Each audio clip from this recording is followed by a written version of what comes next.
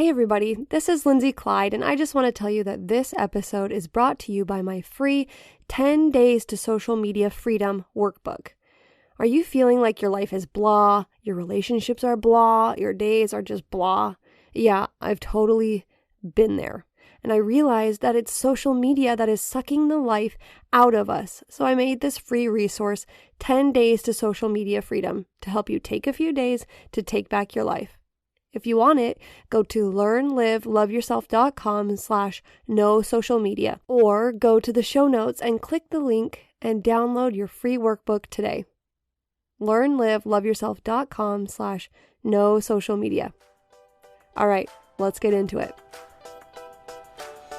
Hi, my name is Lindsay Clyde, and this is Learn, Live, Love Yourself, a podcast where self-discovery leads to self-lovery.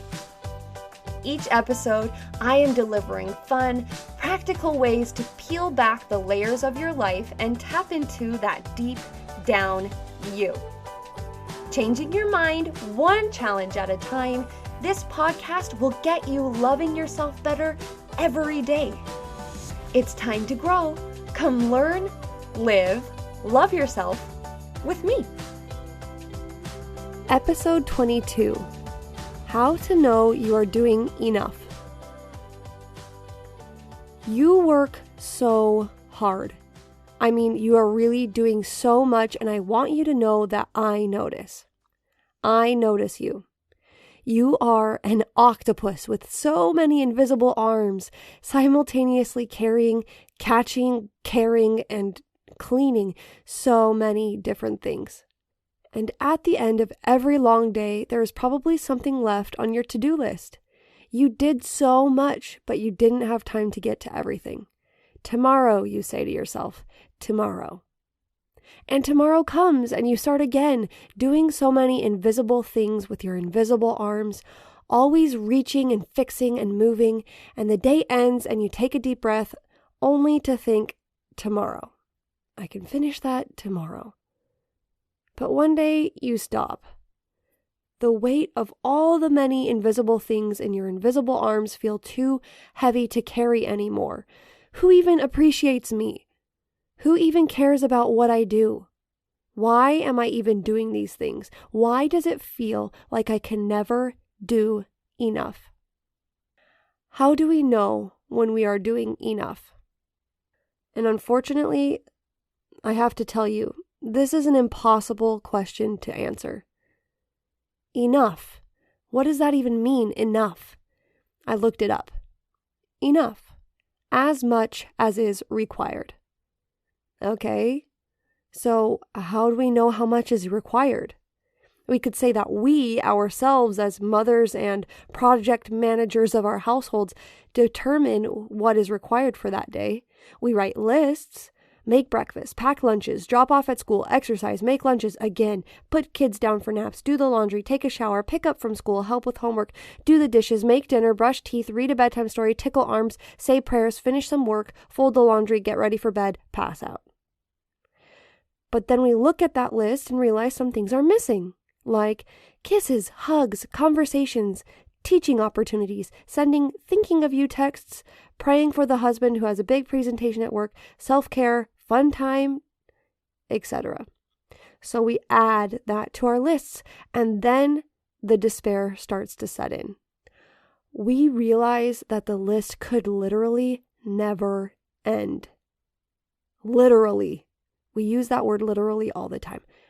But the list could actually never end. There is always and will always be more to do.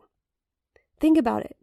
There are so many things we could be doing, infinite things we could be doing, and there is always something we could be doing better.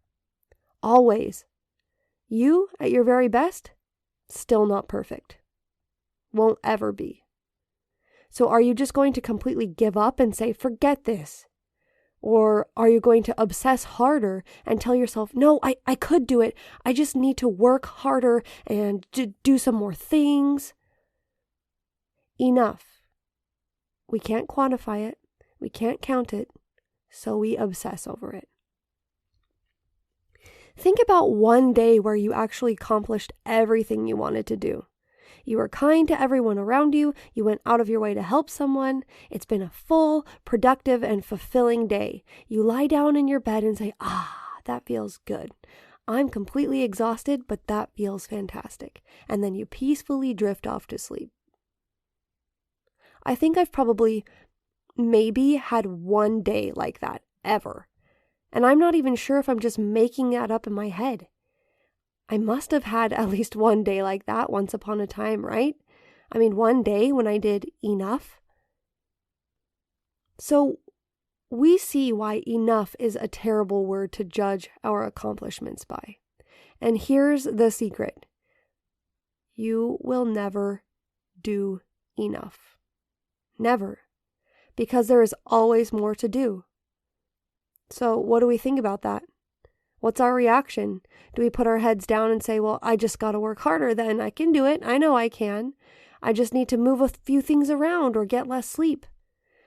Or do we say, oh my stars, this is impossible. I hate this. No matter how hard I work, there are always more dishes, always more crumbs, always more people to help. I just can't do this anymore. I just can't. Or is there another way? Can we change the question we are asking? First, let's understand the spiral, okay? The spiral of obsession and the spiral of apathy can seem completely different. The, I'm just going to work harder spiral and, I'm giving up spiral are actually the same spiral. Though obsession causes us to frantically do more and apathy leads us to do less and give up, it's all actually a downward spiral. This is the downward spiral. It relies on our own strength, our own capacities, our own qualities and abilities to accomplish things and feel good about what we've done. When we lean on our own abilities, it can feel like we are making progress. But when we are faced with challenges too great for our own abilities, we start back down the spiral, the downward spiral. It's too much. I can't do this. I have to change who I am. I have to change what I'm doing. It's my fault. It's their fault. This is all the self-inflicted downward spiral. So it's time to learn how to get out of this spiral altogether by asking the right question. Feeling at peace with our personal contribution in life starts with learning a few things. Here they are. And this comes from a conference talk by the prophet of our church, Russell M. Nelson. He was a part of the quorum of the 12 apostles when he gave this talk, though. So the talk is called Joy Cometh in the Morning from October of 1986. Yeah, a long time ago, but it still applies. If you want this talk, it's linked in the show notes. President Nelson talks about how to experience joy in the morning. And as I came across this talk and listened to it, I realized his formula is exactly what we all need to feel like we are doing enough, in quotes, doing enough. And that doing enough is really not what it's all about. Listen to this. He says, "My dear ones, in order to experience true joy in the morning or at any time, at least 3 factors are needed. You need to feel good about the people with whom you live and work, your companions in life. You must feel good about yourself, not in any sense of conceit, but simply a proper esteem for yourself, well-deserved. And possibly most important, you must feel good about your relation to God and sincerely love Him." Okay, let's break this down. 3 things are needed to feel joy, which I interpret as peace and contentment with your contribution to life. Doing enough. 1, feel good about the people around you. 2, feel good about yourself. Having proper self-esteem. I love that he says that. And 3, feel good about your relationship with God and love Him. And before we look into each of these more deeply, let's ask ourselves a question. Remember that long list of things to do I mentioned earlier? Think about your own personal list of things to do. Then ask yourself, with each of these things, these tasks that need to be done, do they fulfill one of the following? Is blank, cleaning the house, imperative to feeling good about the people around you, feeling good about yourself, feeling good about God and your relationship to Him.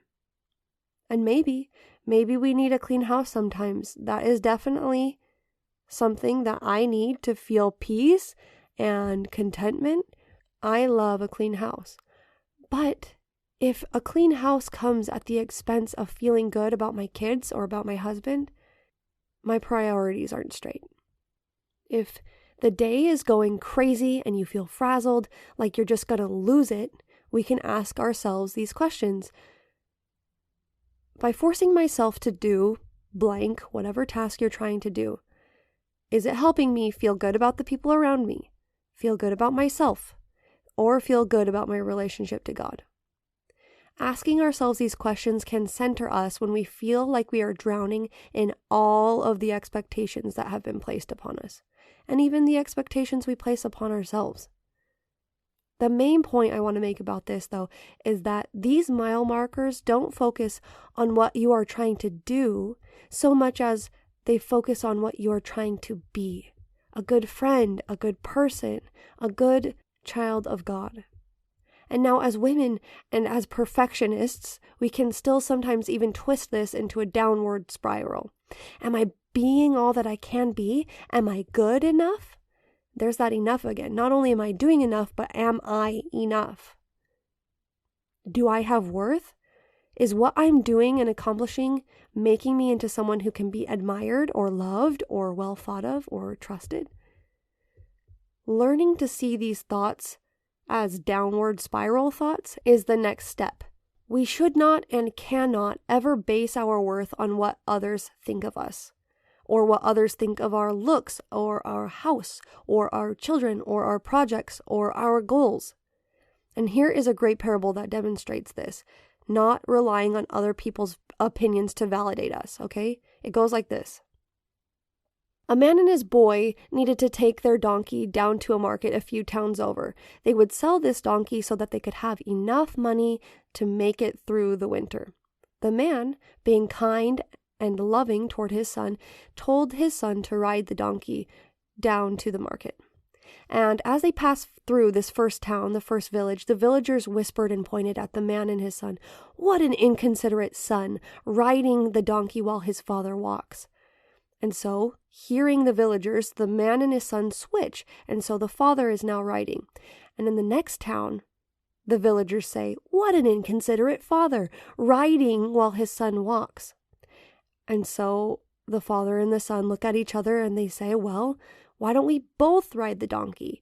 And then the villagers in the next town see them both on the donkey and they say, "Wow, that boy and his father are so inconsiderate, both of them riding the poor donkey." So they both get off and they both walk. And then at the next village, the villagers say that the man and his son are both so stupid for letting that perfectly capable donkey go to waste while they have to walk to the market. And so both the father and son get onto the donkey, ride it into the town where the market is being held, and as they make it into the town, the donkey collapses from overexhaustion. And then the villagers there say, "What inconsiderate and stupid owners to ride and overburden that donkey so long that the donkey is now completely worthless at the market." And so, the point of this parable is to not be the boy and his father. Let's not be women who change our plans or second guess our efforts or wilt at every sideways glance from a stranger. You are doing amazing things. Stand up tall if your house is messy. So what? So what?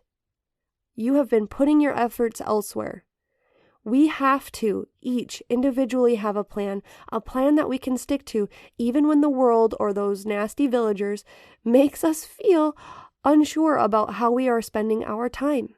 We have to believe in what we are doing. This is the only way to feel like our efforts are enough. And it's not easy to believe in what we are doing. It's not easy to believe that we are doing or being enough. There is only one way I know how to gain that belief, and it's by faith in Jesus Christ. So let's learn. Say this with me. I do not have control over everything. I do not have control over what others think of me. I do have control over my thoughts and my actions. And we can look at that control that we have over our thoughts and actions, and we can let that make us think, oh, I'm so sad. I should have been better. I'm worthless. I'm not strong enough. Or I can use that control to rely on Christ and let that lift me upward. And so we see that the spiral goes both ways. But it all depends on who you are depending on. Listen to this. In the Book of Mormon, Moroni 10, 22, and 23 is a great example of despair versus strength and faith. Okay, Moroni 10, 22. And if ye have no hope, ye must needs be in despair, and despair cometh because of iniquity. And 23 says, And Christ truly said unto our fathers, If ye have faith, ye can do all things which are expedient unto me. You know what expedient means? Necessary, or required, or enough. If ye have faith, you can do all things which Christ determines is enough. Despair is giving up and seeing no way out. Despair is not believing that Christ can lift us up. On the opposite end of the spiral, faith and belief is hoping and trying. See that Christ is there for you. If you feel like you are never going to be enough, remember, you're right. You will never be enough alone. So good thing our Savior loves you enough to have given his life for you so that you can be enough through him. And if you're still feeling down about yourself, I just want to say to you, hello, are you listening? Christ has already won this battle for you. Okay? Whatever you are trying to improve about yourself, he has already taken care of what you lack. That's the atonement. Okay? It's been done. Now, all you have to do is go out there and just give it your best shot. Blow your nose and stand up straight. Christ didn't suffer for you in vain. You are enough when you rely on him, and all he asks is that you try. And you can do that. We can do that. We can try. Lifting up our arms and going, pathetically, reaching for something, that's trying. But I think that you have more inside of you than just that. You know, and maybe some days you don't. That's fine. Try harder when you can. And if you are humble and you rely on Christ, you will know when you can. You will know what your best effort is. But you have to be willing to listen. And don't be afraid if you feel chastisement. It just means that the Lord loves you. The Lord chasteneth who he loves, right? I probably butchered that. He gets after us when he knows we can be doing better and that we have the capability to be better. So what does actually trying look like in our lives? It's being honest. Trying is being honest with ourselves and with God. It can look like this. I'm acting lazy, or I'm having a hard time, or I'm becoming better, or I am trying. Be honest with yourself. Okay? Enough learning. Let's live this. Imagine this with me, or pick up a pen and a piece of paper. This is a great exercise. You're going to actually need a couple pieces of paper. Post-it notes work. Okay? Here we go. Sketch a picture of yourself as fast as you can. Try your best to make it look really good. You have 5 seconds. Go. Okay, stop. Now throw that picture in the trash. Don't look at it anymore. You tried 5 seconds, it's over, throw it away. Okay, now we're going to try again. This time, think about how you might sketch yourself a little bit better. Ready? 5 seconds, go.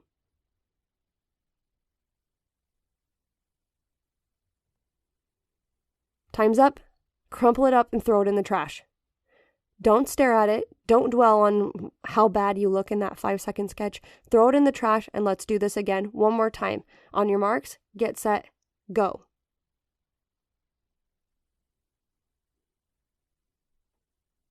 Stop. This is what Christ asks us to do. This is what Christ asks us to do. It isn't about making a perfect sketch of yourself. It's not about making it perfect. Don't sit there and dwell on it, staring at your picture, picking the dumb thing apart. No, the way the picture looks doesn't actually matter. What actually comes out of your effort doesn't matter to Christ. The fact that you tried, though, that matters. The fact that you used the knowledge from the first sketch to try and make the second sketch a little bit better, that matters. It doesn't matter if the first nose was perfect and then the second nose didn't look as good. That's okay. Do not obsess. Do not worry. Do not give up. Do not think, I'm horrible at this, because none of that matters. In the end, at the very end, Christ will hold your hand and help you create the most amazing self-portrait you have ever seen. But to qualify yourself to sit down and draw with Him, you have to put in the work. You will have to draw thousands and thousands of drawings in your lifetime, and you will have to try. It doesn't matter what any of them looked like. It does matter if you tried. So does that sound like something you can do? Pick up the pencil of your life and start trying?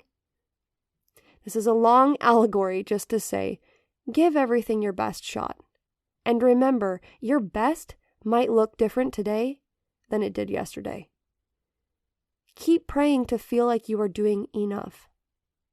When promptings come to change and be better, respond with enthusiasm. Embrace the challenges, knowing that you have nothing to lose. If your mind is toward God, He will make up for what you lack. Make a plan to rely on the Lord. Try. So within all of this trying and failing and throwing our pictures away, how do we have peace? How do we have joy? How do we feel like we are doing enough? Let's go back to President Nelson's talk. 1, love those around you. 2, love yourself.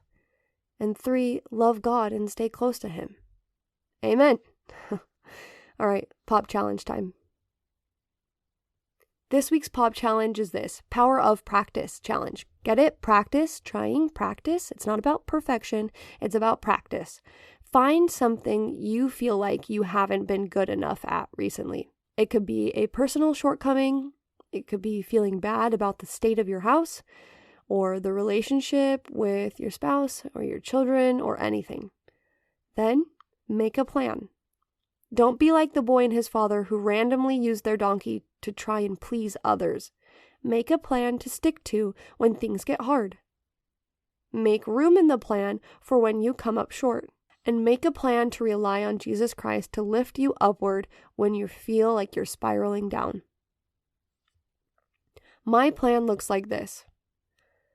Recently, my parenting has been suffering.